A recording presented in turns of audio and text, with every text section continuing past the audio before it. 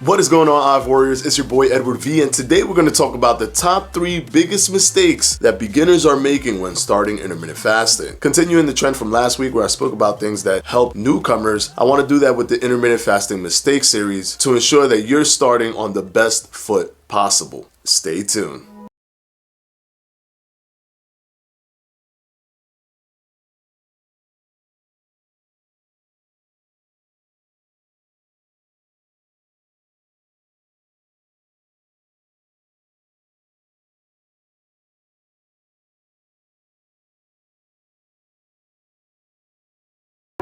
Picking an obscure number, something like 12 versus 12. And now I see so many new people come into intermittent fasting and state that they're going to start for the first time. They're going to go full force and they're not going to look back, and they're going to focus on implementing an intermittent fasting strategy. And then they follow that with the window that I'm going to use is 12 versus 12. Now, the only benefit that I can see from a 12 versus 12 method is that you will create some sort of time structure. So you'll understand how to eat and stop eating. That's it. You'll only be building the brain muscle to understand how to eat and how to time yourself from eating and stopping from eating. That's it. That's all you're going to do, because all the other benefits you may not even touch. The most important one probably that you're looking for when you're doing this intermittent fasting thing is the weight loss benefit, the fat loss benefit to be more specific. And we already understand that with the post-absorptive range that you probably have just finally gotten to the post-absorptive range, and then you break your fast, because it normally takes about 8 to 12 hours to get into a post-absorptive range. And if you're not fat adapted, and being a beginner to intermittent fasting could indicate that you're not fat adapted, considering the fact that if you've done the common breakfast, lunch, and dinner, or eating 6 meals a day, or any of those kind of setups where you're consistently eating and you're never giving yourself the ability to switch from glucose to body fat for energy, then you're not fat adapted, because your body is not used to using fat as an energy source. So if you're not fat adapted, it means that you more than likely may take 12 hours to get into a fasted state. And if you're breaking your fast the moment you get into the fasted state, you're essentially never fasting. Yes, believe it or not, it seems like an eternity for you because you're new to intermittent fasting, but 12 hours may actually not be a fast, because the fasted state is considered when you do that switch over, when you start using body fat as fuel, when your body's no longer using glucose as fuel and is now using body fat as fuel. So please understand, if you're going to use a low obscure number like 12 versus 12, that you are essentially doing nothing except maybe building the routine factor of intermittent fasting. My suggestion would be that if you're starting for the first time and you're freaked out by the idea of fasting because you've never done that before, then I would suggest to do the 16-8 method, because the 16-8 method will get you in the door, will give you the ability to train your body to have to deal with not eating for a good amount of time, because 12 hours, let's be honest, is almost the natural time frame for anyone. People normally eat between a 12-hour range anyways, regardless of the fact that they're doing intermittent fasting or not. You want to give yourself some slight level of stress so that you understand the magnitude of what you're doing, and your body can start to adjust itself to intermittent fasting, in which you are actually getting into a fasted state. Because if it takes up to 12 hours, you know that at least bare minimum from 12 to 16, you have that 4-hour range where you're actually tackling body fat. And those 4 hours can do a lot when you compound it over time. So you can do the 12 versus 12 if you want, but understand that you are essentially doing nothing in the realm of intermittent fasting in terms of the health benefits, in terms of the weight loss. The only thing you're probably doing is building a system where you understand to eat and you understand to stop eating. That's all. Now let's move on to number 2.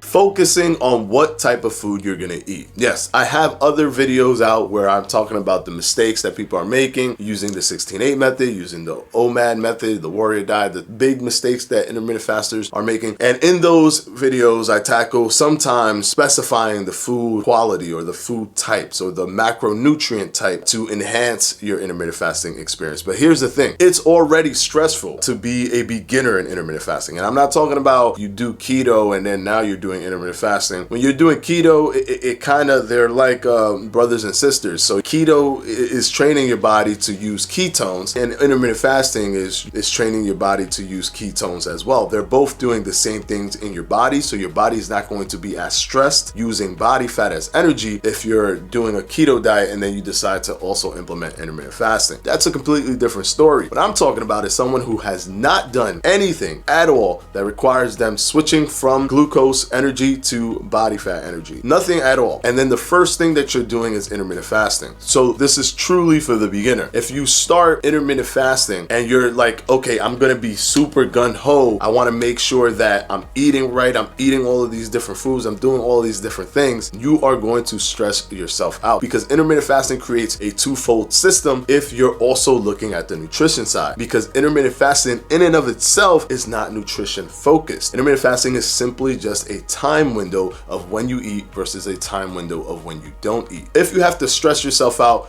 on the time window and you have to stress yourself out on the nutritional aspect, then it's going to be very, very difficult for you. I say get into a rhythm with intermittent fasting. Select a time frame, either 16-8 or 20 versus 4. I recommend, if you're new, 16-8. Get used to that. Let that be your base. Let that be something that you can do effortlessly with no thought to it, with no secondary thought, no third thought. You're just simply doing it and you're going day by day and it's not affecting you at all. Get to the point where you're not thinking about food, where it doesn't matter to you, where you're forgetting that you have to eat because you're so used to not eating for 16 hours. And that point takes about, I'll say about 3 to 4 weeks. For 3 to 4 weeks, simply just work on doing the intermittent fasting protocols, transitioning your body, making it more fat adapted so that you can easily do 16 hours with no issue. Once you get to that position, then start looking at the macronutrient breakdown, the nutritional things that you want to focus on. Now, if you've already had a nutritional system that you're very used to and you love it and that's the thing that you do, then stick to that with the 16-8, but don't go into 16-8 and then also implement a nutritional diet or whatever the case may be at the same time, because like I said, you'll be now stressing on two different fronts, on a not eating front and on a what do you eat front. You want to do one or the other first so that you are as comfortable as possible with intermittent fasting and even with the nutritional choices that you've made. Now moving on to the final mistake that beginners are making when intermittent fasting.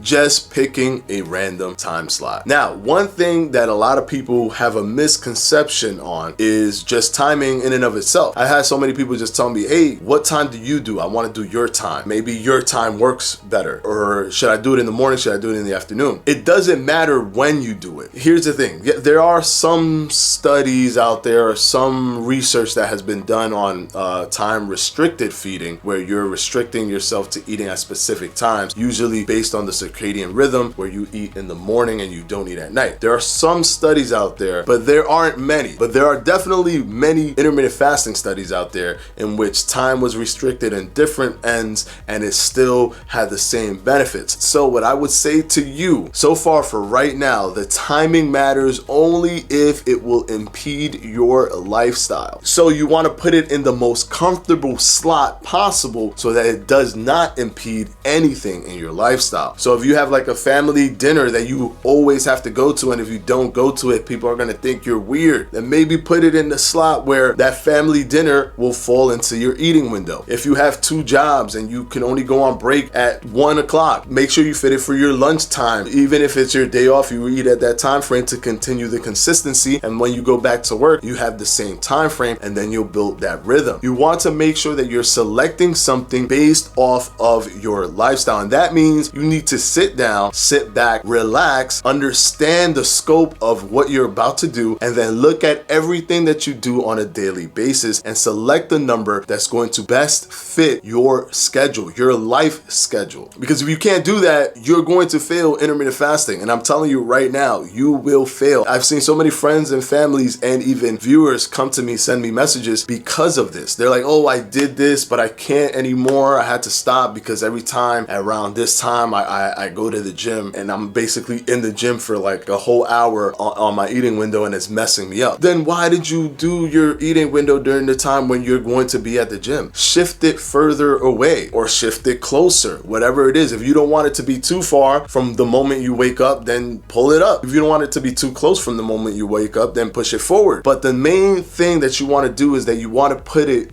comfortably. It's like a puzzle piece. You don't want to just smash it onto your life. You want it to be placed perfectly onto your life so that you can easily do it. The most important thing for a beginner is to create that rhythm, to create that consistency, and to create that ease of use. When you finally get to that point, you have the luxury of doing other things, of doing more radical things with intermittent fasting. Fasting longer, for example, or, placing your fast in very different locations and changing them every week or so, and modifying yourself from doing a warrior diet Monday through Friday and then doing the 16-8 Saturday and Sunday, or doing the warrior diet Monday through Friday and doing 36-hour fast Saturday through Sunday. Whatever the case may be, that nuanced way of using intermittent fasting comes after you've built a rhythm and a consistency with utilizing intermittent fasting, period. So that's what you want to do. You want to focus on building that, and all of these things that I've touched on are predicated on you being able to build that system, putting that platform below you so that you can go ahead and be more nuanced with it and burn more fat down the line. So I hope this video helped you guys, and I want to thank my patrons for my Patreon, and I'm going to put their names right up here.